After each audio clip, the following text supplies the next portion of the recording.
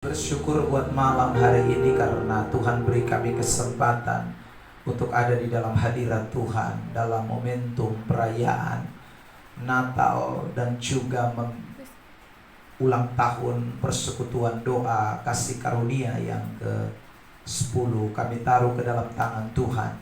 Kami bersyukur Tuhan hadir-Mu nyata di tempat ini. Kami menikmati pujian penyembahan, kami menikmati sukacita di dalam perayaan ini Tuhan.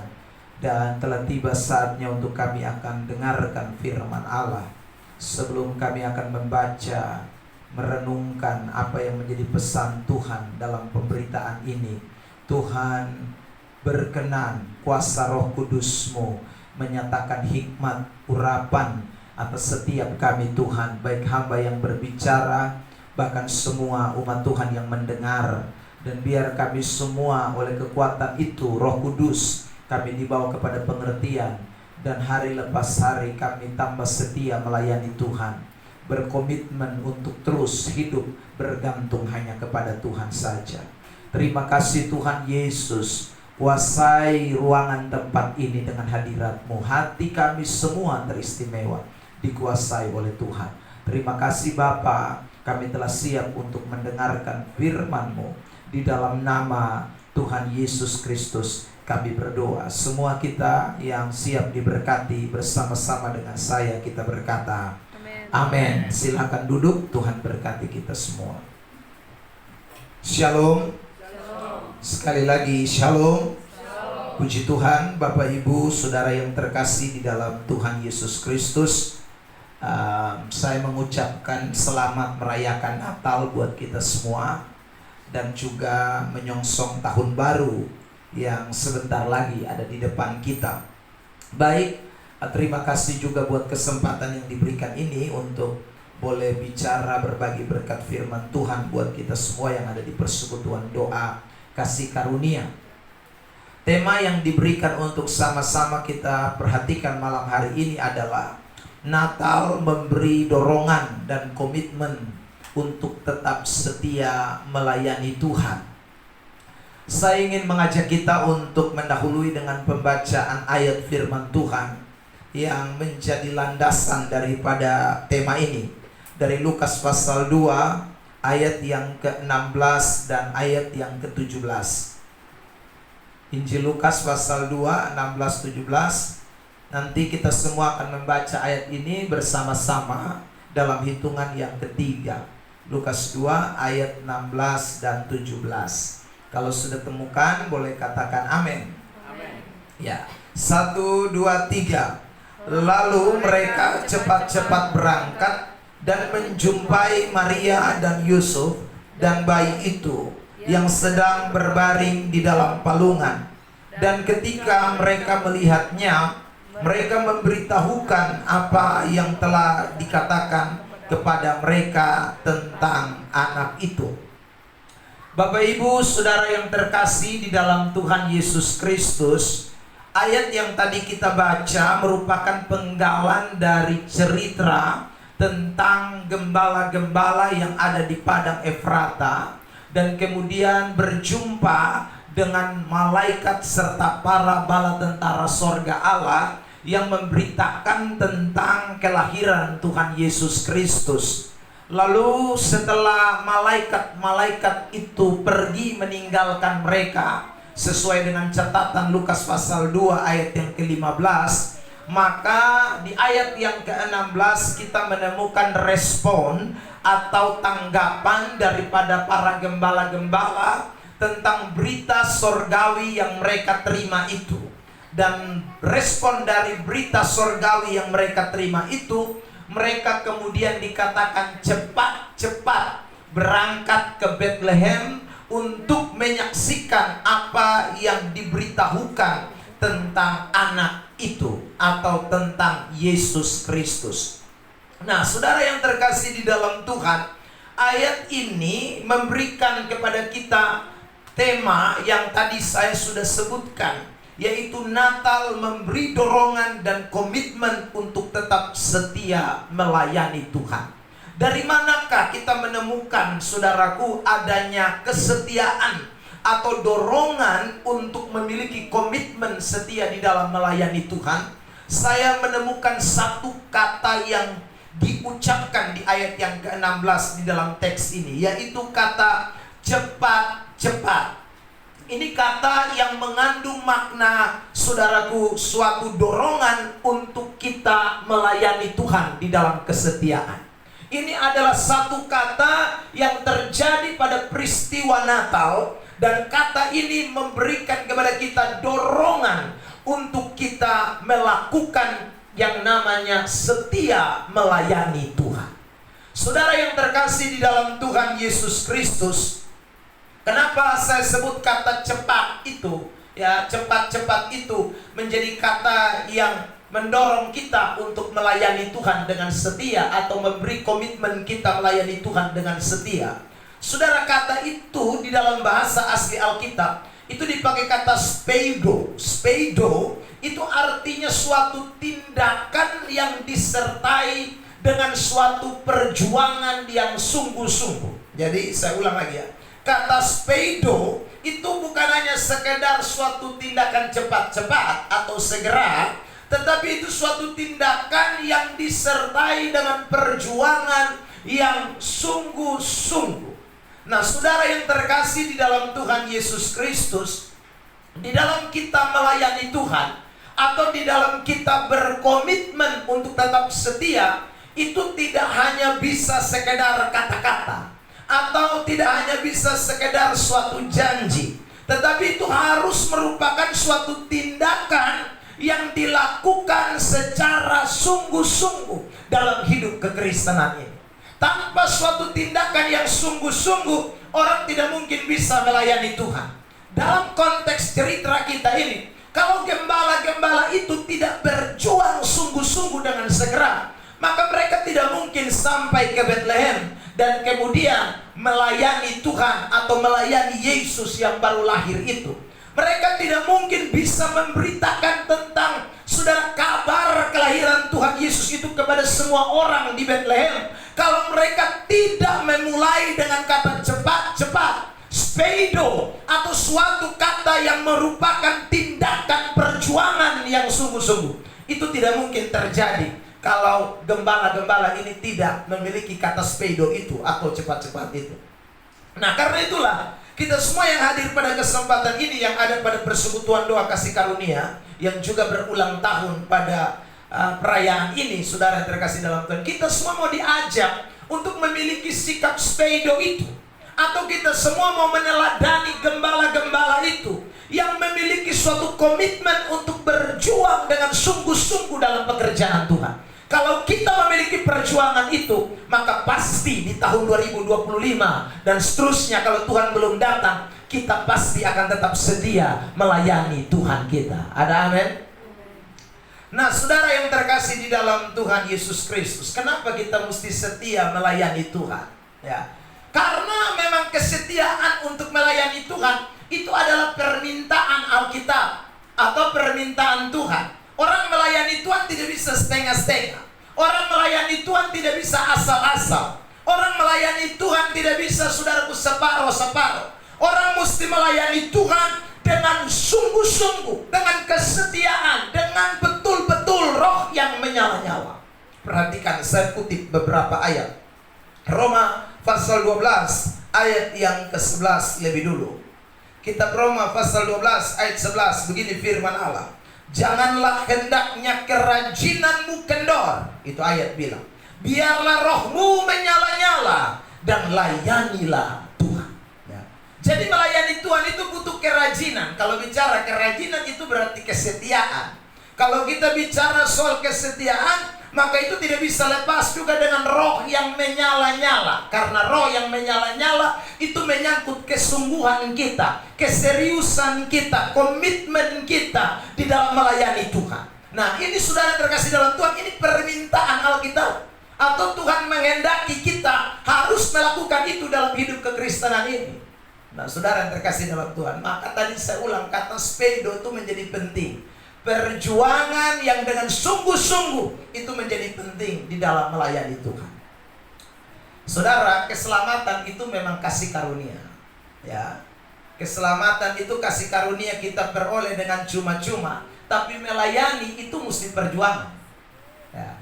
Jadi ingatlah, keselamatan kita terima dengan percuma, dengan cuma-cuma, karena disebut kasih karunia Allah, kita terima keselamatan. Natal, saudaraku para gembala-gembala, terima keselamatan, berita juru selamat. Itu tidak ada yang diminta di sorga. Tidak ada yang naik di sorga lalu bilang tolong selamatkan kau tolong, ada. Tiba-tiba, menurut catatan Lukas pasal 2 ayat 8 itu mengatakan tiba-tiba. Jadi yang namanya tiba-tiba itu tanpa ada prediksi, tanpa ada mimpi sama sekali. Saudara, tiba-tiba malaikat datang lalu kemudian mengabarkan berita tentang kelahiran Yesus Kristus. Lalu saudara gembala-gembala terima itu. Tapi waktu mereka terima dan mereka mau responi keselamatan itu, mereka mau melayani Tuhan, mereka mau memberi hidup mereka kepada Tuhan, maka butuh perjuangan cepat-cepat. Ya saudara, tanpa itu tidak ada orang bisa melayani Tuhan. Ya. Terima habis lalu duduk tengah, terima habis lalu saudara rasa enak, terima habis lalu kemudian ongkang-ongkang kaki. Ya, karena rasa terima kasih karunia dengan cuma-cuma, akhirnya dia rasa perdewa, jadi dia juga malas tahu. Tapi orang kalau menerima kasih karunia dengan sungguh-sungguh, dia tahu bahwa ini adalah suatu kemurahan Tuhan. Dia akan berlaku seperti para gembala-gembala yang kita temukan di dalam teks ini. Nah, saudara yang terkasih dalam Tuhan, makanya orang-orang Kristen yang terima keselamatan dengan cuma-cuma atau kasih karunia dan menghargai kasih karunia itu selalu mewujud nyatakan dengan tindakan melayani Tuhan dengan penuh kesetiaan. Mari kita lihat bagian contoh yang berikutnya. Selain tadi kalimat di dalam Roma pasal 12, Paulus berkata begini dalam 2 Timotius 4 ayat 6 sampai ayat 8. Mengenai diriku, darahku sudah mulai dicurahkan sebagai persembahan, dan saat kematianku sudah dekat. Aku telah mengakhiri pertandingan yang baik, aku telah mencapai garis akhir, dan aku telah memelihara iman. Sekarang telah tersedia bagiku mahkota kebenaran yang akan dikaruniakan kepadaku oleh Tuhan Hakim yang adil pada harinya, tetapi bukan hanya kepadaku, melainkan juga kepada semua orang yang merindukan kedatangannya. Sejak Saulus atau Paulus itu menerima Yesus Kristus di jalan menuju ke Damsyik, dalam Kisah Para Rasul pasal 9, ya saudara. Sejak itu tuh dia memberi dia pun diri kepada Tuhan. Dia melayani Tuhan tidak pernah berhenti, saudara. Susah, senang, kenyang, lapar, dalam segala keadaan dia melayani Tuhan.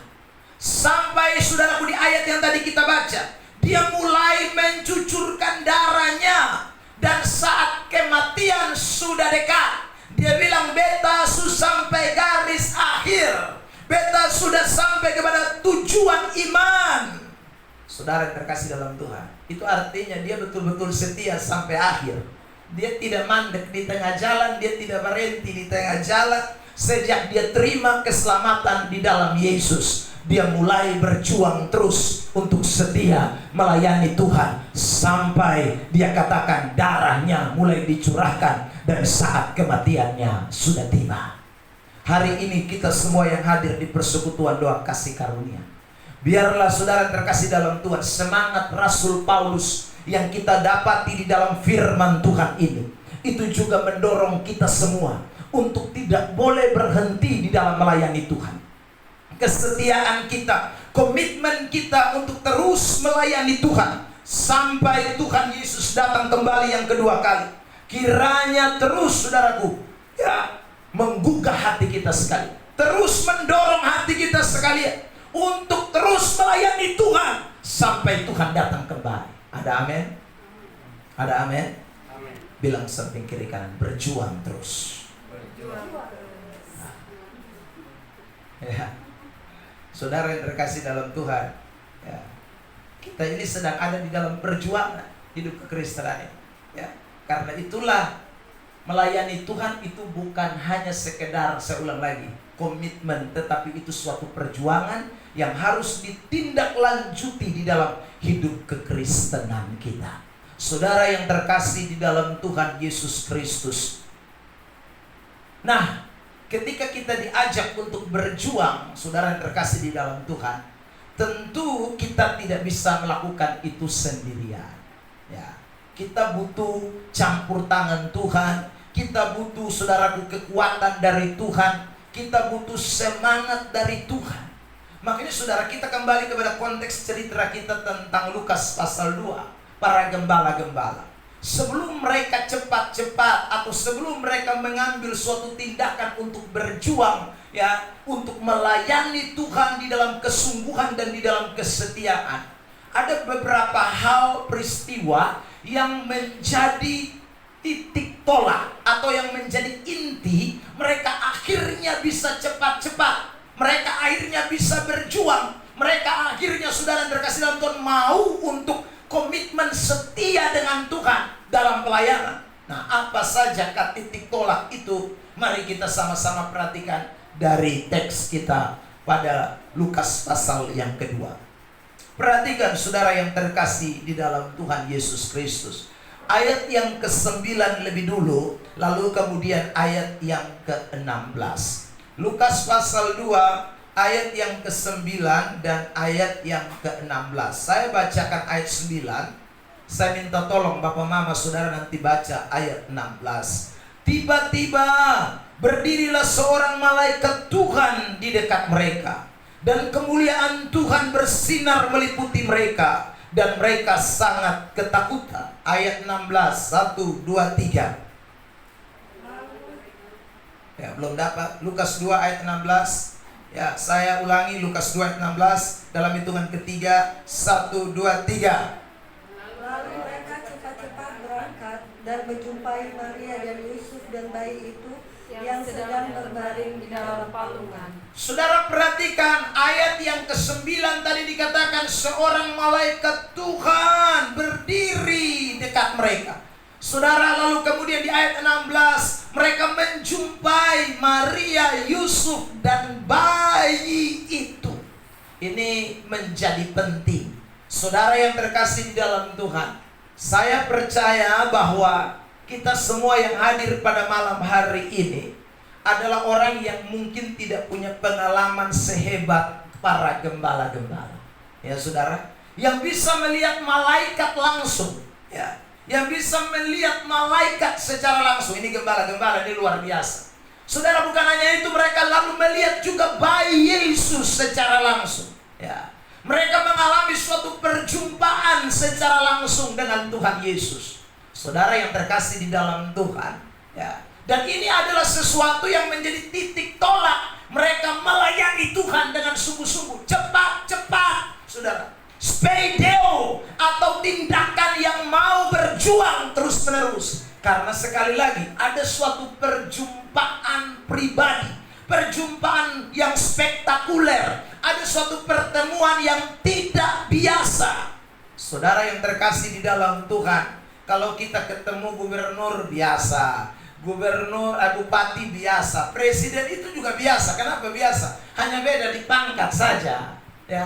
Anda dan saya dengan presiden itu beda di pangkat, sama-sama manusia, ya, sama-sama orang berdosa, hanya beda di pangkat. Tapi sejumlah orang ketika ketemu orang seperti itu, bisa saja rasa bangga, rasa ada sesuatu yang begitu luar biasa. Apalagi ketemu malaikat dan ketemu sang bayi Yesus Kristus, itu luar biasa, itu tidak biasa. Dan itu perjumpaan yang luar biasa spektakuler yang terjadi pada gembala-gembala.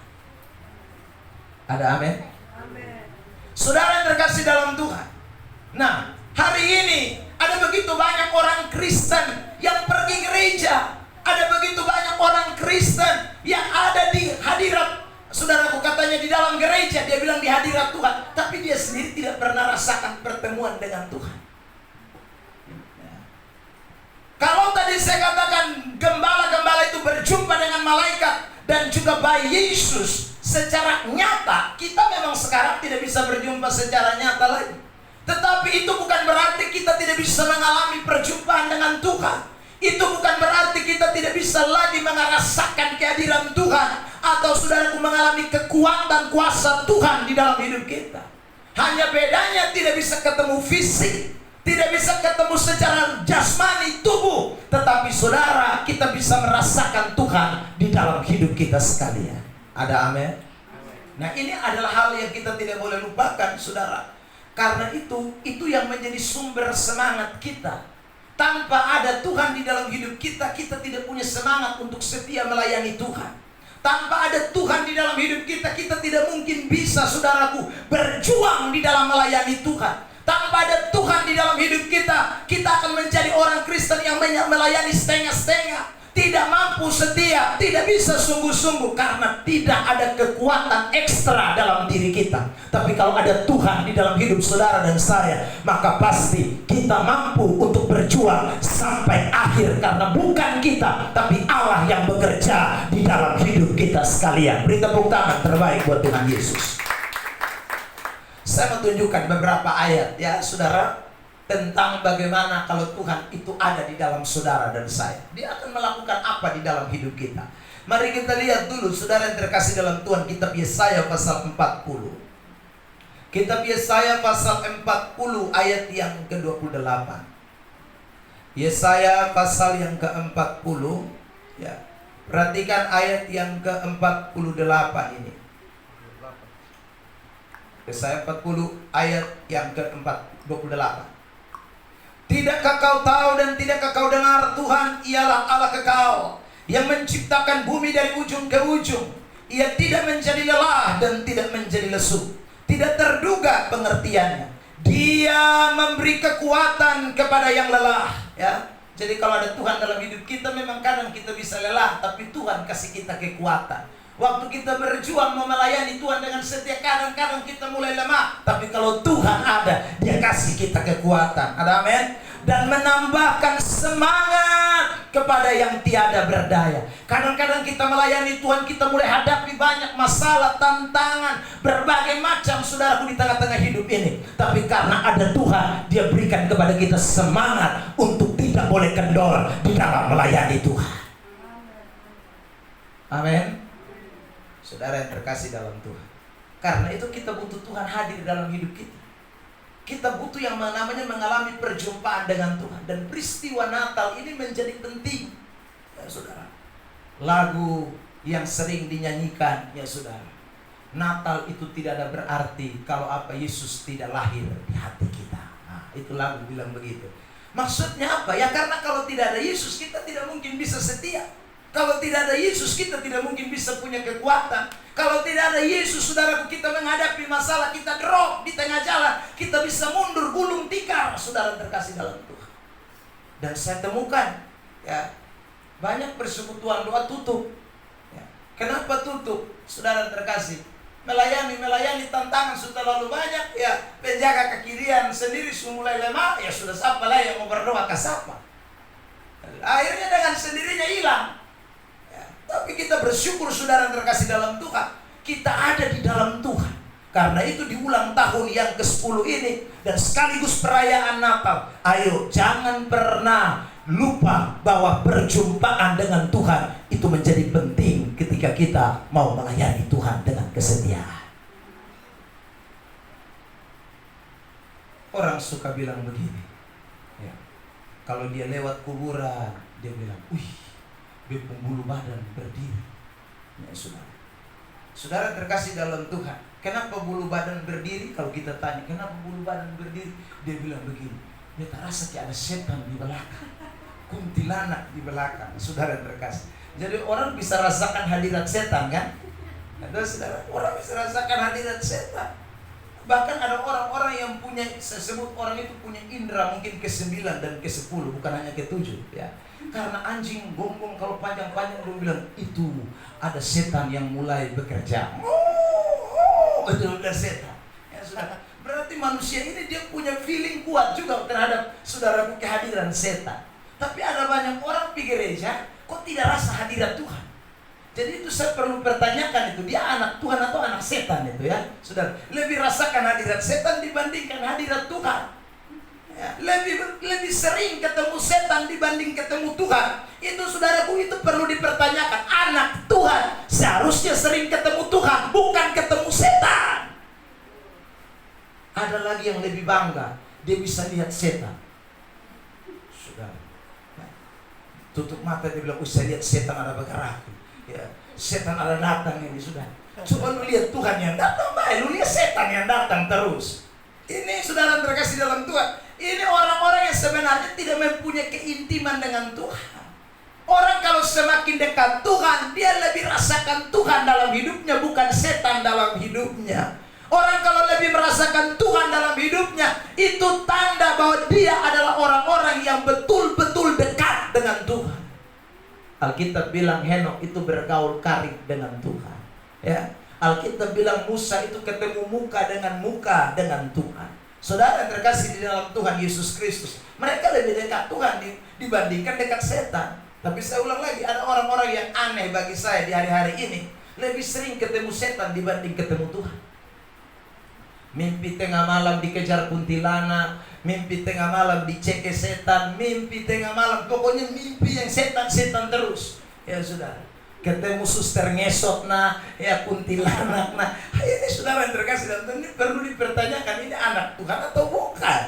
Sebab anak Tuhan pasti akan sering ketemu Tuhan. Amin. Ya. Makanya orang-orang begitu tidak akan bisa bertahan di dalam pelayanan. Saudara yang terkasih dalam Tuhan, kita harus menjadi orang-orang yang sering ketemu Tuhan. Sebab kalau kita ketemu Tuhan, ada kekuatan, ada semangat. Kita ketemu Tuhan, Dia berikan kita kemampuan untuk setia melayani Tuhan. Beri tepuk tangan yang terbaik buat Tuhan Yesus Kristus. Saudara yang terkasih di dalam Tuhan, selain kalau Tuhan itu ada di dalam hidup kita, Dia beri kita kekuatan, Dia beri kita semangat. Ayat ini mengatakan begini juga, Yohanes pasal 15. Perhatikan ayat yang keempat. Yohanes 15 ayat yang keempat. Begini firman Tuhan. Tinggallah di dalam aku dan aku di dalam kamu. Sama seperti ranting tidak dapat berbuah dari dirinya sendiri, kalau ia tidak tinggal pada pokok anggur. Demikian juga kamu tidak berbuah jikalau kamu tidak tinggal di dalam aku. Ayat 5. Akulah pokok anggur dan kamulah ranting-rantingnya. Barang siapa tinggal di dalam aku dan aku di dalam dia, ia berbuah banyak. Ini kalimat penting. Sebab di luar aku kamu tidak dapat berbuat apa-apa. Saudara, jadi kenapa orang seringkali tidak bisa melayani Tuhan dengan setia? Karena dia seringkali di luar Tuhan atau tidak bersama Tuhan. Kalau saudara tidak bersama Tuhan, saudara tidak bisa buat apa-apa di dalam melayani Tuhan. Tidak akan pernah bisa. Karena ayat itu mengatakan dengan jelas, kita tidak bisa buat apa-apa kalau kita di luar Tuhan. Kita hanya bisa buat apa-apa karena kita ada di dalam Tuhan. Dengan kata lain, kalau kita bawa pada konteks tema kita, melayani Tuhan, kesetiaan kita kepada Tuhan itu hanya bisa terlaksana kalau Tuhan ada di dalam kita dan kita ada di dalam Tuhan. Di luar Tuhan kita tidak bisa buat apa-apa. Karena itu Natal bicara soal perjumpaan dengan Tuhan yang mendatangkan kesetiaan untuk kita melayani Tuhan. Di tahun 2025 ini, saudara, kalau Tuhan masih izinkan kita ada nanti, maka pastikan bahwa pertemuan kita dengan Tuhan bukan hanya pada peristiwa Natal, tapi pertemuan kita dengan Tuhan adalah pertemuan yang terus menerus. Tema nasional kita, PGI beri tema marilah sekarang kita pergi ke Bethlehem. Saudara terkasih dalam Tuhan, kata marilah di dalam teks Lukas pasal 2 ayat 15 itu dipakai kata perfect dalam bahasa Inggrisnya. Perfect itu artinya suatu tindakan yang bukan hanya satu kali tapi terus menerus. Jadi ajakan ke Bethlehem itu bukan ajakan satu kali ya. Makanya tema yang diangkat PG ini tema relevan buat kita semua. Meskipun ayat itu diucapkan 2020 tahun yang lalu ya. Tapi hari ini tema itu masih berlaku. Kenapa? Karena memang kita harus pergi ke Bethlehem. Untuk apa? Mengalami perjumpaan dengan Tuhan. Sebab tanpa perjumpaan dengan Tuhan tidak ada orang yang bisa setia dengan Tuhan. Itu penting. Maka 2025 saya ajak kita semua lewat firman Tuhan ini, jangan jauh-jauh dari Tuhan. Yakobus pasal 4 ayat 8 bilang, mendekatlah kepadaku, maka aku akan mendekat kepadamu. Ya, dekat Tuhan. supaya Tuhan dekat kepada kita. Saudara yang terkasih dalam Tuhan, Tuhan punya kerinduan yang besar untuk ada berjumpa dengan kita. Tapi terkadang kerinduan itu, saudaraku, hanya kerinduan Tuhan, tapi tidak menjadi kerinduan umatnya. Lihat Wahyu pasal 3 ayat yang ke-20. Kitab Wahyu pasal yang ketiga ayat yang ke-20. Mari kita baca bersama-sama ayat ini dalam hitungan ketiga. 1, 2, 3. Lihat, aku berdiri di muka pintu dan siapa yang berdiri? Saya tanya, siapa yang berdiri? Tuhan Yesus. Tuhan Yesus berdiri di muka pintu. Dia ketok, ketok. Artinya Tuhan rindu. Tuhan mau ada di dalam kita. Tetapi itu ayat mengatakan, ya, di muka pintu dan mengetok-ketok. Jikalau ada orang yang mendengar suaraku. Jikalau. Itu berarti, saudaraku, ada orang yang mau dengar dan ada orang yang tidak mau dengar suara Tuhan. Tuhan punya kerinduan yang sama, berdiri di pintu setiap pribadi lepas pribadi. Tetapi adakah orang yang mau mendengarkan suara Tuhan dan membukakan pintu bagi Tuhan? Tuhan bilang, aku akan masuk mendapatkannya dan aku makan bersama-sama dengan dia dan ia bersama-sama dengan aku. Gambar yang mungkin saudara sering lihat, gambar ini adalah gambar yang diambil dari Wahyu pasal 3 ayat 20. Gambar di mana Yesus berdiri di muka pintu, ya. Lalu kemudian saudara, Yesus sedang begini, ya, sedang tangannya itu ada di pintu. Ibaratnya dia sedang mengetuk. Saudara kalau perhatikan gambar itu, saudara lihat, ya, pintu yang digambar atau dilukis di dalam lukisan itu tidak punya gagang di luar. Tidak ada sama kayak begini, tidak ada. Saudara terkasih dalam, dia pintu polos saja. Kenapa mereka melukis pintu itu tanpa ada gagang di pintu? Saudara, maksudnya begini, pelukis itu sedang mau beritahu kepada kita bahwa pintu itu tidak bisa dibuka kalau bukan ada respon dari dalam yang membuka. Saudara, Tuhan hanya datang mengetok-ngetok, tapi saudara mau buka atau tidak? Saudara rela untuk membukakan pintu bagi dia atau tidak? Atau saudara kunci mati? Bukan Tuhan yang memegang gagang pintu itu, tapi saudara dan saya yang memegang gagang pintu itu. Maukah saudara membukakan bagi Tuhan? Natal ini, saudara yang terkasih dalam Tuhan, adalah di mana Tuhan itu datang di depan pintu hati kita. Dia mau ambil alih atas hidup kita sekalian. Karena kalau dia ambil alih atas hidup kita sekalian, kita dimampukan untuk dapat melakukan apa yang dia kehendaki dalam hidup ini. Makanya Yohanes pasal 1 ayat 14 mengatakan, Firman itu telah menjadi manusia dan diam di antara kita. Ya. Kalau tidak dibikin apa dia datang, cukup dia di sorga sana toh. Tapi karena dia datang itu dia mau masuk tinggal di dalam diri kita. Dia mau menyelamatkan manusia, dia mau menolong manusia. Dia mau supaya saudaraku manusia diubahkan. Makanya dia datang menjadi manusia. Saudara yang terkasih dalam. Tapi sekali lagi, adakah orang-orang yang meresponi dia? Saya mau beri ingat-ingatan ini buat kita semua lewat firman Tuhan. Kalau saudara mau setia melayani Tuhan, berilah kesempatan Tuhan hadir dalam hidup saudara. Karena kalau Tuhan hadir dalam hidup kita, tidak ada sesuatu apapun yang akan mengganjal kita. Tidak ada satu tantangan yang bisa menghambat saudara tidak setia melayani Tuhan. Tidak ada satu masalah yang bikin roh saudara padam dan tidak menyala-nyala untuk melayani Tuhan. Kalau Tuhan ada bersama dengan kita, pasti di tahun 2025 kita akan semakin berkobar-kobar untuk kemuliaan bagi nama Tuhan. Ada amin? Bilang samping kiri kanan, 2025 tambah semangat melayani Tuhan, tambah setia melayani Tuhan. Amin. Ini saudara, ada banyak orang sudah diberkati Tuhan tambah malas melayani Tuhan. Ya kenapa? Karena Tuhan sudah tidak ada dalam diri. Ya. Ingat, berkat itu baik, tapi kalau tidak ada Tuhan dalam kita hidup, berkat bisa bikin kita jadi pemalas. Berkat bisa bikin kita jadi tidak cinta Tuhan. Berkat bisa bikin kita jauh dari Tuhan kalau kita tidak punya Tuhan di dalam hidup itu, saudara. Karena itu betapa penting Tuhan di dalam hidup kita sekalian. Sebab kalau ada Tuhan dalam hidup kita, berkat tidak bisa menggantikan posisi Tuhan.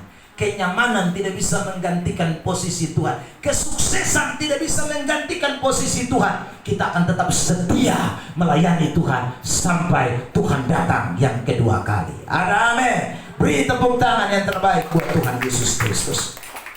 Kedua, bagaimana agar kita tetap berjuang setia melayani Tuhan? Selain perjumpaan dengan Tuhan itu penting. Yang kedua, saudara yang terkasih, mari kita lihat Lukas pasal 2 ayat yang ke-10, lalu kemudian ayat 15 dan ayat 17. 3 ayat. Saya bacakan dulu ayat yang ke-10 dari Lukas pasal 2. Lalu kata malaikat itu kepada mereka, jangan takut, sebab sesungguhnya aku memberitakan kepadamu, garis bawahi kalimat memberitakan kepadamu, kesukaan besar untuk seluruh bangsa. Lompat di ayat 15. Setelah malaikat-malaikat itu meninggalkan mereka dan kembali ke surga, gembala-gembala itu berkata seorang kepada yang lain, marilah kita pergi ke Betlehem, ini garis bawahi, untuk melihat apa yang terjadi di sana, seperti yang diberitahukan Tuhan kepada kita. Lihat korelasinya. Ayat 10 ada kata berita, memberitakan kepada mereka. Lalu ayat 15 ada kata pergi untuk saudaraku melihat apa yang terjadi di sana, seperti yang diberitahukan Tuhan. Jadi rupanya tindakan berangkat ke Betlehem itu karena ada firman yang diucapkan di dalam ayat yang ke-10 sampai dengan ayat yang ke-14. Lalu kemudian ayat 17, dan ketika mereka melihatnya, mereka memberitahukan apa yang telah dikatakan kepada mereka tentang anak itu. Saudara yang terkasih dalam Tuhan, tindakan speudeo atau cepat-cepat, tindakan perjuangan yang mereka lakukan itu karena didasari oleh perkataan firman Allah. Anak-anak Tuhan, kunci kesetiaan di dalam melayani itu adalah yang kedua, firman Allah. Ya. Saudara, tanpa firman Tuhan, orang mungkin bisa melayani, orang mungkin bisa kelihatan rajin, tapi itu kerajinan dan saudaraku kesetiaan palsu. Ya, saya ulang. Tanpa firman Allah, maka saudara terkasih dalam Tuhan, semua kegiatan yang kita lakukan itu hanyalah suatu rutinitas atau formalitas belaka. Lihat ayat ini, Roma pasal 10 ayat yang kedua. Kitab Roma pasal 10 ayat yang kedua dan ayat 3. 2 ayat, saudara perhatikan, saya bacakan buat kita. Sebab aku dapat memberi kesaksian tentang mereka, bahwa mereka sungguh-sungguh, ya, sungguh-sungguh, bukan setengah-setengah, sungguh-sungguh giat untuk Allah. Ya, giat untuk Allah itu berarti rajin untuk Tuhan, tetapi tanpa pengertian yang benar, saudaraku, ya. Giat untuk Allah tetapi tanpa pengertian yang benar. Pengertian yang benar itu tentu menyangkut firman Tuhan. Dari mana kita tahu ayat 3? Sebab oleh karena mereka tidak mengenal kebenaran Allah atau firman Allah atau Alkitab, dan oleh karena mereka berusaha mendirikan kebenaran mereka sendiri, maka mereka tidak takluk kepada kebenaran Allah. Ada orang masih melayani Tuhan, kita lihat, tapi sebenarnya dia sudah tidak melayani Tuhan, itu melayani setan. Kenapa melayani setan saya sebut? Karena prinsip yang dipakai bukan firman Allah lagi. Saudara, ingat baik-baik, melayani Tuhan itu hanya bisa jadi suatu kegiatan yang kelihatan semata tanpa menyenangkan Tuhan.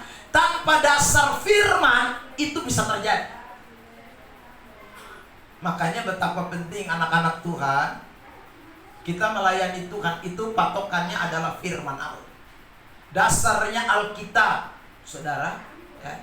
Kalau kita tidak lagi pakai firman Allah sebagai kotongku dasar, mungkin kelihatan potong masih setia, tapi sesungguhnya yang potong lakukan praktek-praktek sinkritisme, praktek Sinkretisme itu artinya apa? Penggabungan antara Tuhan dengan berhala, penggabungan antara dunia dengan Tuhan, jadi menjadi satu.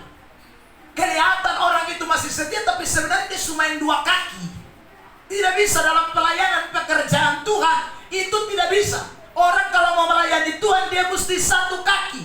Dan kaki yang sesungguhnya yang harus satu itu, saudaraku, adalah firman Allah menjadi patokan. Tidak boleh lain.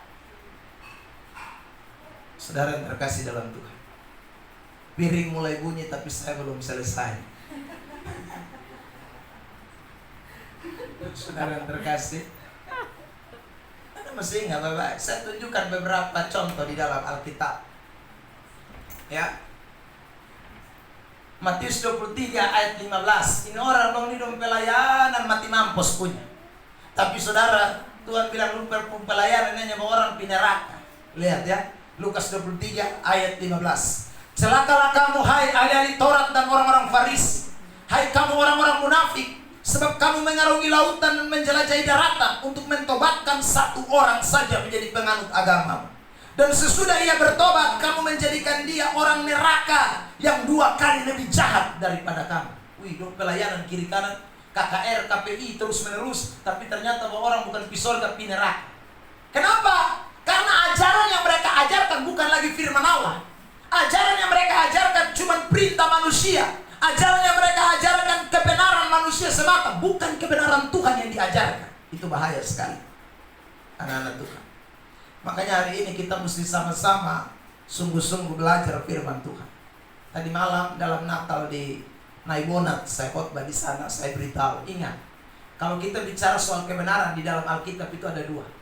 Yang pertama bicara soal hal-hal moral praktis. Jangan bunuh, jangan berzina, jangan bersaksi dusta, jangan mencuri, jangan saudaraku mengingini hak orang lain. Itu jangan, itu hal-hal moral praktis. Tapi ada kebenaran yang kedua yang sering kali diabaikan. Apa itu kebenaran doktrinal atau ajaran-ajaran yang sangat esensi di dalam kekristenan. Itu bukan soal larangan-larangan. Ya, saya beritahu tadi malam, saudara yang terkasih dalam Tuhan, ingat saksi Yehova. Saksi Yehova itu kalau ngomong soal moral, kita kalah baik. Kita kalah baik dari roh. Karena sekali lagi, saksi Yehova terlalu baik sampai bunuh binatang pun dosa mau bunuh. Saking terlalu baik. Kita RW setiap hari babi daging terus sama potong kipas habis. Ya tahu saudara. Dong tidak boleh. Binatang itu dong sayang mati punya.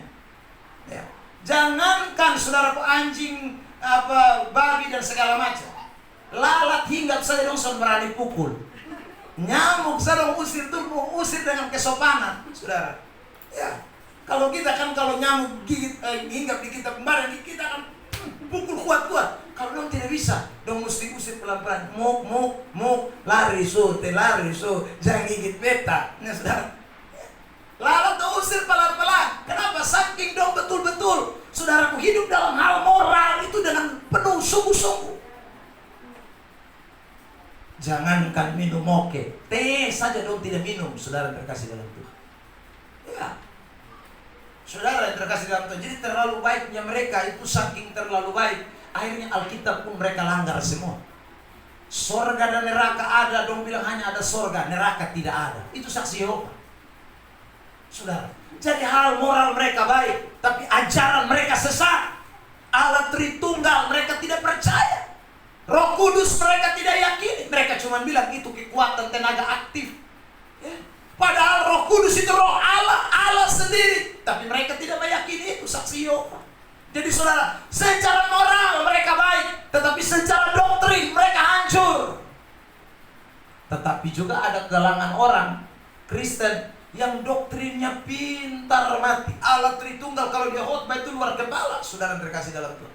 Ya, hebat sekali, tapi moralnya hancur. Selingkuh di mana-mana, saudaraku. Ya, bikin hal yang aneh-aneh. Itu ada juga orang Kristen model begitu. Nah, lewat peristiwa Natal ini saya mau bicara, kita tidak boleh ada pada 2 kelompok itu. Kita harus pada kelompok yang ketiga. Orang-orang yang memahami ajaran doktrin dengan benar, tetapi juga moralitas kita harus benar. Amin. Ya, tidak boleh pilih salah satu. Ajaran kita mesti belajar sungguh-sungguh. Kita mesti mengerti Alkitab dengan sungguh-sungguh. mengenal Yesus dengan sungguh-sungguh. Tapi jangan lupa, orang yang mengenal Yesus, ajarannya dengan sungguh-sungguh, mereka juga hidup di dalam kebenaran itu. Lakukan hal-hal yang sungguh-sungguh juga takut akan Tuhan. Jauh dari hal-hal yang tidak menyenangkan Tuhan. Karena itu momen Natal ini adalah kesempatan di mana kita responi firman Tuhan dalam hidup kita. Ya. Sebab kalau tanpa kebenaran dalam hidup ini, kau akan melayani Tuhan, kelihatan melayani Tuhan, sebenarnya kau susu gila setengah. Ya saudara terkasih dalam Tuhan. Kita harus melayani Tuhan dengan tidak lagi berdasar kepada kebenaran, ya, tapi kepada kemauan kita, kepada apa yang menjadi keinginan kita. Dan itu yang menyebabkan banyak orang akhirnya mundur dari Tuhan. Saya berikan beberapa contoh buat kita sekalian. Misalnya, saudaraku, di dalam kitab 2 Timotius kita menemukan ayat yang menyatakan tentang orang yang kemudian mundur karena lebih cinta kepada dunia daripada kepada Tuhan. Ya saudara yang terkasih, orang itu namanya Demas, ya. Mari saya bacakan ayat ini buat kita sekalian. Sabar. Di manakah dia? Saudara yang terkasih dalam Tuhan. Ya. Jadi betapa pentingnya kebenaran itu di dalam hidup kita. Sebab dengan kebenaran kita mampu untuk tetap setia sampai Tuhan datang kembali yang kedua kali. Tanpa kebenaran kita akan mandek di tengah jalan. 2 Timotius 4 ayat 10. Karena Demas lebih mencintai dunia ini dan meninggalkan aku. Ia telah berangkat ke Tesalonika. Kreskes telah pergi ke Galatia dan Titus ke Dalmatia. Demas telah mencintai dunia dan meninggalkan aku. Kenapa dia cinta dunia daripada cinta Tuhan? Ya karena sekali lagi firman Tuhan itu tidak sungguh-sungguh menjadi ajaran dalam depu hidup. Akhirnya kebenaran itu saudaraku hanya sepotong saya. Dia tahu dunia punya kekuatan lebih. Akhirnya sudah ikut dunia. Bicara soal dunia di dalam ayat itu bukan bicara soal saudaraku tempat, tapi bicara soal sifat atau suatu pengaruh yang membuat sehingga Demas tidak lagi mengasihi Tuhan. Pengaruh keinginan di tengah-tengah dunia yang bikin akhirnya Demas tinggalkan Tuhan. Kalau Demas berakar di dalam kebenaran, tidak mungkin, saudara. Ini kalau saudara kaitkan dengan perkataan Paulus dalam 1 Timotius pasal 6 ayat 10, maka itu jelas Demas pasti cinta duit, cinta uang daripada cinta Tuhan. Makanya pelayanan itu sekali lagi harus didasari pada kebenaran. Kalau orang melayani di atas kebenaran, di atas dasar kebenaran, maka dia akan melakukan pelayanan itu dengan tulus ikhlas, tanpa ada embel-embel apapun, saudara. Itu orang yang melayani Tuhan di atas dasar kebenaran. Kebenaran dinyatakan dengan tegas, kebenaran dinyatakan dengan sungguh-sungguh. Apapun resikonya, dia tidak mau tahu, karena dia yang satu, dia hanya takut kepada Tuhan dibandingkan dengan apapun juga. Itu penting, saudara. Karena hari-hari ini orang banyak mulai kompromi dengan kebenaran hanya gara-gara masalah-masalah saudaraku yang mementingkan kebutuhan-kebutuhan hidupnya. Dan itu bukan hanya terjadi sekarang, sudah dulu itu orang banyak yang melakukan itu. Saya berikan contoh, misalnya dalam kitab Roma pasal 16 ayat 18. Sebab orang-orang demikian tidak melayani Kristus Tuhan kita, tetapi melayani perut mereka sendiri. Dan dengan kata-kata mereka yang muluk-muluk dan bahasa mereka yang manis, mereka menipu orang-orang yang tulus hati. Orang itu tidak bicara kebenaran, tapi bicara apa? Bicara yang orang suka, bicara yang orang senang. Alkitab tak usah baca banyak-banyak. Saudara, saya pernah ketemu dengan anak Tuhan yang mengatakan begini, Pak Pendeta, sekarang ini semua orang sudah tahu firman. Jadi kalau khotbah tuh jangan panjang-panjang. Ya saudara, saya tanya dia bilang begitu. Saya tanya, kalau begitu lu tolong hafal, saya tahu usah banyak. Setiap kitab lu hafal satu ayat saja. Kejadian satu ayat, kitab Keluaran satu ayat, saudaraku, apa lagi? Kitab Keluaran Imamat satu ayat. Bilang pokoknya perjanjian lama yang 36 kitab tuh lu hafal satu ayat, tahu usah banyak. Bilang, Bapak jangankan satu, setengah pun saya tidak hafal. Nah kalau setengah kau tidak hafal, tapi kau omong sombong mau mati. Bilang khotbah jangan panjang-panjang karena kita semua sudah tahu firman Allah. Saudara terkasih dalam Tuhan, itu karena ada banyak orang yang merasa bahwa hidup tanpa firman adalah bisa. Ada banyak orang yang merasa bahwa firman Tuhan tidak penting bagi dirinya. Saudara, dia bisa melakukan sesuatu tanpa kebenaran? Bisa. Tapi saudara, bagaimana ada input yang tidak pas, lalu outputnya pas? Itu omong kosong. Kalau inputnya itu pas-pasan, maka outputnya juga pasti pas-pasan. Kalau terima kebenarannya, terima Injilnya, terima Alkitabnya, separuh-separuh, tidak mungkin yang dia lakukan itu sungguh-sungguh, tidak mungkin. Makanya banyak orang melayani harpa biru. Saudara, karunia-karunia dipraktekkan dengan sembarangan. Kenapa? Karena tidak belajar Alkitab. Saudara terkasih dalam Tuhan, karena tidak cinta firman Allah. Itu masih banyak praktek-praktek begitu hari-hari ini. Saudara yang terkasih dalam Tuhan, saya keliling banyak persekutuan doa. Saudara, ada persekutuan-persekutuan doa yang tidak lagi berdasar kepada kebenaran. Saudara yang terkasih dalam Tuhan, kita mau khotbah dong, bilang Bapak, minta maaf, kami siap ayat memang. Wih, mati. Saudara, jadi dong pakai kita pun ayat yang kita siap dari rumah. Ya coba begitu dong pun ayat itu dong kasih tahu ketong 1 minggu sebelumnya baik. Ini sonde. Saya bilang kalau begitu nak kasih sudah. Ya saudara, saya sampai dong bilang begitu, saya bilang kalau begitu nak kasih sudah. Dia bilang tidak Bapak, nanti setelah kita berdoa baru Tuhan menyatakan. Oi, mampus kita. Saudara, ada persekutuan model begitu. Ajaran dari mana tuh? Ya saudara. Jadi tiba-tiba kalau kita ibarat di persekutuan begitu, kita hati budak. Sebab ini muncul ayat apa, saudara? Ya, sebab kalau kita tidak sama sekali mempersiapkan diri, lalu tiba-tiba muncul ayat, wih, berat kita nih. Nah kalau muncul ya Mazmur pasal 1 ayat 1, 2 dan 3, nah itu enak, saudara. Tapi muncul kitab Wahyu pasal 12, mampus kita, saudaraku. Ini kita tidak pernah belajar ini, saudara. Tidak pernah baca teliti dengan sungguh-sungguh. Lalu suruh khotbah kita di Wahyu pasal 12. Itu namanya bikin susah. Nah Tuhan itu tidak begitu Bapak Mama Saudara. Bukankah Tuhan mau berfirman untuk memberkati orang? Ada amin? Amin. Masa dia mau bikin susah orang? Jadi saudara terkasih dalam, ingat, penglihatan itu baik. Tapi kalau penglihatan sudah tidak lagi berdasarkan aturan Alkitab, itu penglihatan yang sekali lagi bukan dari Tuhan. Tempo yang lalu saudara, waktu pilkada, saya diberi kesempatan berkhotbah. Saya beritahu begini, hati-hati para calon-calon bupati dan calon-calon wali kota, calon-calon gubernur, saudara terkasih dalam. Kenapa? Ya, karena sebentar banyak yang menangis. Kenapa menangis? Karena dong pitanya di persekutuan doa toh. Nomor 1 pitanya, nomor 2 pitanya, nomor 3 pitanya. Nah pitanya ini persekutuan doa kasih tahu semua, Bapak kami lihat Bapak pakai topi putih, baju putih semua ya saudara terkasih. Bapak sudah naik oto di H1. Nah saudara, nah tiba-tiba waktu pengumuman bukan Anda yang menang, Anda tidak menangis darah. Karena percaya kepada penglihatan palsu yang bukan dari Tuhan. Saudara yang terkasih dalam Tuhan, karena itu firman Tuhan itu dasarnya. Firman Tuhan itu kebenarannya. Satu hari seorang anak muda datang, saudaraku, dia berkata begini, Pak Pendeta, saya ini ada dalam suatu kebimbangan, kegalauan. Saya bilang, kenapa galau? Saya punya 2 pacar. Pacar satu lagi kerja di Flores, dia PNS, Bapak. Yang satu ada di perbatasan Timor Leste, dia tentara, Bapak. Ya, lo kenapa lu bingung? Ya, dia bilang begini, soalnya beta pi di satu tim doa, beta tanya, Mama tua bilang dalam penglihatannya beta pun jodoh itu yang ada di Timor Leste. Karena Mama tua lihat dia pegang senjata, ya saudaraku, lalu dia berdiri di samping beta.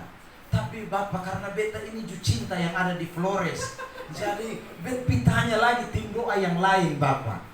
Begitu beta pitanya tim doa yang lain itu bilang bukan yang ada di Timor Leste, tapi yang ada di Flores. Jadi beta sekarang bingung, Bapak. Yang satu tim doa bilang yang ada di Timor Leste, satu bilang yang di Flores. Lalu beta tanya dia, lu cinta dua-dua? Nah, beta kalau Bapak tanya begitu, beta bingung. Karena kadang-kadang beta suka yang sana, kadang-kadang beta suka yang sana. Oh kalau begitu, sekarang saya tanya lebih dalam lagi. Ya saudara, Dua-dua itu adakah sudah pernah ada yang datang di rumahmu atau hanya salah satu saja? Ya saudara, dia bilang begini, tidak Bapak, dua-dua datang di rumah. Dong suka kenal Bapak dan Mama juga. Hai, saya juga bingung ya. Dua-dua datang di rumah, ya dua-dua dia rasa ada cinta juga saudaraku. Mungkin setengah-setengah 50% untuk yang ada di perbatasan Timor Leste, 50% yang ada di saudara Floresan. Saya tanya lebih jauh lagi, ya saudara, yang di perbatasan itu agama apa? Saya tanya, saudara. Dia bilang agama ini. Lalu yang di sana agama apa? Dia bilang agama ini. Maka saya bilang, saudara terkasih dalam Tuhan, yang Tuhan inginkan adalah yang seagama dengan kamu, seiman dengan kamu. Saudara terkasih dalam Tuhan, bukan yang ada, yang bukan kau lihat dari pakaian dinasnya, bukan kau lihat dari sekali lagi gajinya, bukan kau lihat dari pangkatnya. Karena Alkitab berkata bahwa orang harus merupakan pasangan yang sepadan. Itu seiman. Tidak ada terang bersatu dengan gelap, tidak ada gelap bersatu dengan terang. Jadi sekali lagi, meski cintamu 50% untuk yang di sana, 50% yang di sana, tetapi hari ini Alkitab berkata terang hanya bisa bersatu dengan terang dan tidak bisa bersatu dengan gelap. Pilih yang itu. Selesai. Itu Alkitab yang bilang. Saudara, jadi tidak ada mau penglihatan apa, Alkitab bilang begitu. Jadi Alkitab yang ikut, bukan penglihatan. Hidup kekristenan ini sekali lagi ditentukan oleh firman Tuhan. Makanya seorang raja yang hebat, namanya Raja Daud, saudara, dia tidak pakai yang lain-lain. Dalam kitab Mazmur 119 ayat yang ke-105, Raja Daud berkata apa? Firman-Mu itu pelita bagi kakiku dan terang bagi jalan. Artinya tanpa firman Allah, orang pasti akan tersesat. Tanpa firman Tuhan, orang akan berjalan di dalam kegelapan. Tanpa firman Allah, kita tidak mungkin bisa setia melayani Tuhan. Hari ini kita semua yang hadir di persekutuan Lokasi Karunia, ingat, tahun 2024 ini akan berakhir. Tahun 2025 sekali lagi kita akan masuki kalau Tuhan izinkan. Kita hanya bisa melayani Tuhan sesuai dengan kehendak Tuhan jikalau kita berpatokan kepada firman Allah. Ada amin? Saya tutup dengan ayat ini. Kitab Galatia pasal yang pertama ayat yang ke-10. Perhatikan ayat ini saudaraku. Galatia pasal 1 ayat yang ke-10. Jadi bagaimana sekarang? Adakah ku cari kesukaan manusia atau kesukaan Allah? Adakah ku coba berkenan kepada manusia? Sekiranya aku masih mau mencoba berkenan kepada manusia, maka aku bukanlah hamba Kristus. Ingat, jadi melayani Tuhan itu cari berkenan kepada Tuhan, bukan cari berkenan kepada manusia. Kalau mau cari berkenan kepada Tuhan, firman Tuhan itulah dasar satu-satunya. Satu hari seorang pemain piano, saudaraku, ya, sekaligus Bapak Edu memainkan musik, ya saudara. Piano ini seorang pemain piano yang luar biasa, ya, saudara. Dia buat suatu konser yang dihadiri oleh banyak orang, saudara. Waktu dia memainkan alunan musik dari setiap sentuhan jari, orang begitu merasakan, menikmati sesuatu, saudara. Ya, karena alunan musik yang dimainkan itu begitu indah. Dan hari itu saudara, dia mendapatkan pujian yang begitu luar biasa. Waktu dia sedang memainkan musik, orang sudah berdiri, lalu orang tepuk tangan, orang berteriak hebat, luar biasa saudara. Tetapi si pemain piano ini tidak pernah berhenti memainkan. Kenapa saudara? Karena selagi dia memainkan piano, matanya hanya tertuju ke atas. Dan di atas itu, di balkon itu, ada pelatihnya yang duduk tanpa bikin respon apa-apa. Pelatihnya cuma lipat tangan sambil menonton ke bawah. Padahal si pianis ini sudah main begitu cantik, begitu rupa. Semua penonton sudah terhipnotis dengan permainan. Tetapi dia lihat hanya kepada sang pelatih yang belum beri respon apa-apa. Dia tunggu kapan pelatih memberi respon. Karena bagi dia, kalau pelatih belum memberi respon, itu artinya permainannya belum apa-apa. Permainannya belum terlalu baik. Maka dia terus mencari permainan yang tambah lebih enak lagi, saudara. Dan di saat ending terakhir daripada permainannya, dia tidak lama kemudian melihat Pelatihnya berdiri lalu kemudian memberikan tepukan tangan, memberikan jempol kepada dia. Maka dengan saat diberinya, saudaraku, tepukan tangan dan jempol dari pelatihnya, dia pun mengakhiri, saudaraku, permainannya. Banyak orang melayani Tuhan, ketika dapat tepukan tangan dari manusia, mereka rasa diri supas. Saudara, padahal Tuhan belum tentu disenangkan. Kita melayani Tuhan bukan untuk mendapat tepuk tangan dari manusia, tapi kita melayani Tuhan untuk mendapat perkenanan dari Tuhan. Kadang-kadang bisa manusia tidak memberi tepukan tangan, tapi Tuhan memberikan tepukan tangan. Karena itu saudara, melayanilah dengan sungguh-sungguh, dengan keseriusan hati, dengan komitmen. Ingat, bukan untuk kemanusiaan, bukan untuk manusia disenangkan, tetapi untuk Tuhan disenangkan. Kiranya Tuhan berkati kita dengan firman-Nya. Tundukkan kepala di hadirat Tuhan.